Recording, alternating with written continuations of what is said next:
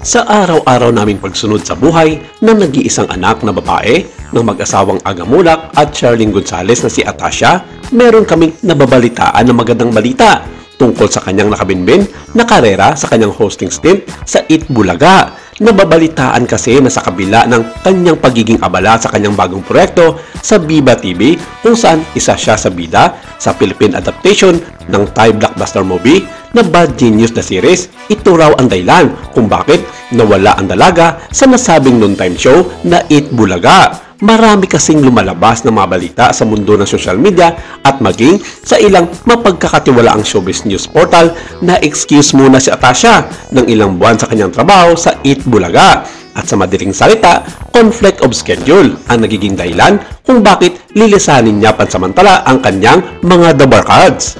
Hanggang ngayon, samot-sarit pa rin ang naging reaksyon ng mga netizens tungkol sa dalaga at sa kanyang magiging kahinatnan sa kanyang karera sa pag-hosting. May mga taong nagsasabi na hindi na ito makakabalik sa kanyang trabaho sa Eat Bulaga at hindi nayal pa rin ang kampo ng mga mulak tungkol sa status nito sa nasabing noontime show. Isa raw sa mga dahilan na sinabi ng mga kritiko ni Atasha sa Eat Bulaga ay hindi raw ito marunong mag-host na malayong-malayo ito sa estilo ng kanyang mga kasamahan tulad na lamang ni Raisa Madison, Maine Mendoza, Miles Ocampo at Karen Aistrap, kaya wala di manong lakas na loob ang TVJ na i-retain ang kanyang posisyon para sa nasabing trabaho. Matatandaan na tapos na ang kontrata ni Atasha noon pang March 15, kaya marami ang nagduda dito na hindi na siya marirenew ng kontrata sa Eat Bulaga sa kabila na nag-extend pa ito ng 2 buwan.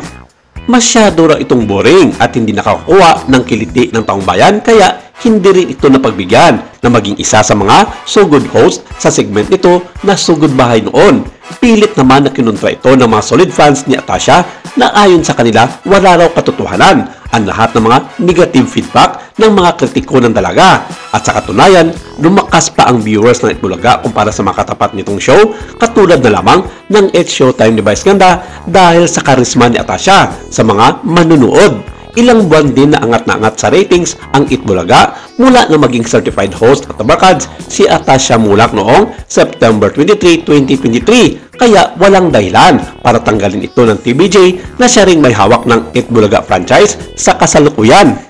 Well, ito na nga ayon sa isang sikat na showbiz news portal online, nagsalita na umano ang main host ng Eat Bulaga na si Vic Soto tungkol nga sa estado ng anak ni Aga Mulak at Charlene Gonzales sa kanilang Eat Bulaga family, at sinabi nito na certified na barkads pa rin si Atasha at sa madaling salita, walang nangyaring tanggalan sa part ng dalaga. Ito'y sa kabila ng pagsulpot ng mga guest host nito na sina Julia Barreto at Miss Universe Arboni Gabriel na ayon sa TVJ Productions ay pansamantala lamang ang mga ito habang wala pa si Atasha Mulak dahil sa abala ito sa kanyang ginagawang proyekto sa labas na The Bad Genius. Kaya tuwang-tuwa naman ang mga naging reaksyon ng mga fans ni Atasha sa magandang balita na ito natin ni Bossing Vic Soto.